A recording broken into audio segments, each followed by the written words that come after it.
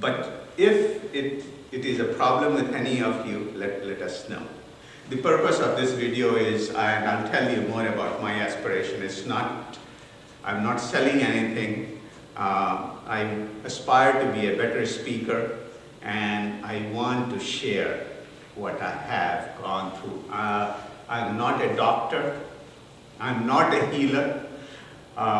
In fact, my degree is in electrical engineering. Then I did my master's in business administration. And my two brothers, we are from big family, my two brothers are doctors. My eldest brother, who is in India, he's a pediatrician, he's a doctor. And my youngest brother, he is also a doctor, he's an MD and PhD. And I never studied biology. You know, in India you do it mathematics early in the game, and then you don't know how cells work and things like that. So I was talking to my brother over phone, and I said, look, I'm going to do my first speech on this healthcare topic. And isn't that ironic that I never studied? Yeah. So I want to make this first, the expectation that I'm not trying to do a prescription here, but I'm going to share with you, which I believe is very profound based on my experience. And very profound because it's like, if, just let me give you an example.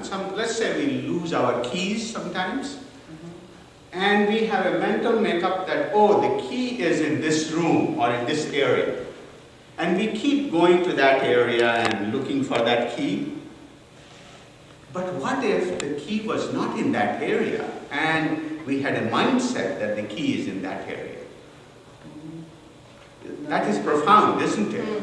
So similarly, not to bash modern medicine, but I have been going to my brother doctors, the specialist here, laser, nasal surgery specialist, and this and that.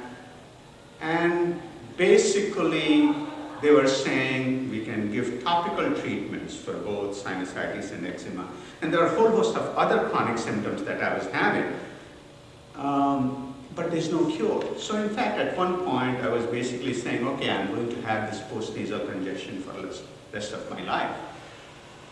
So that's the part I want to share, is that, and I'm thankful to the librarian and the assistant librarian, that the books I have over here and the internet, that gave me the idea that there is probably the key is not lost in this room, it is somewhere outside. Okay? That's the part that is profound. And that's true for many things in life. Yeah. That's true for many things in life. And healthcare is an interesting topic at this time for this country. I'm an economics professor. I teach economics to business students.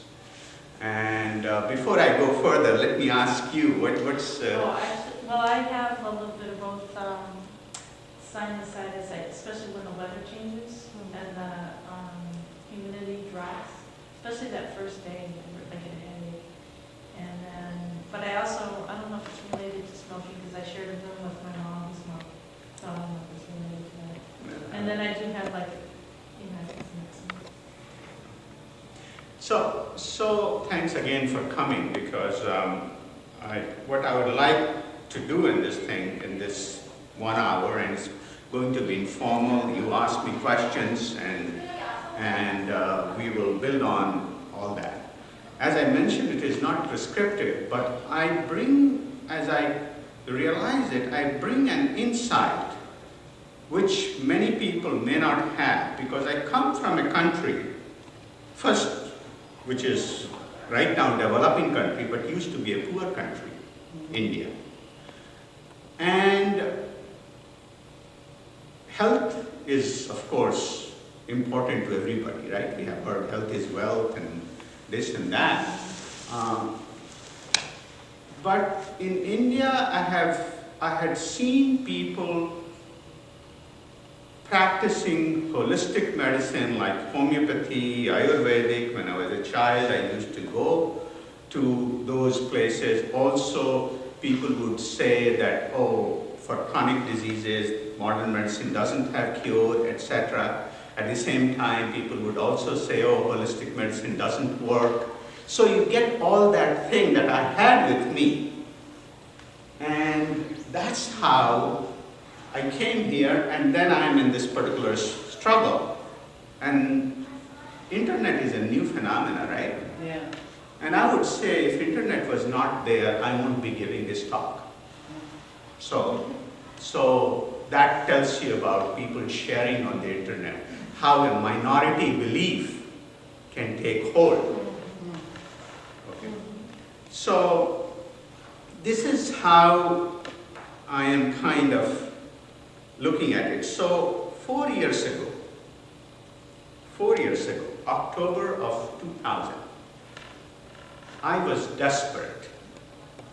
Desperate in the sense 4 years ago, I was of course younger, I had a little bit more black hair. But my eyes here, and it's probably will still, if you look at it clearly, there are still some dark shades, but it was like raccoon eyes. All right? And it has over time, it had become like that. And I had become used to it, and nobody would mention that to me, that, you know, why I have raccoon eyes.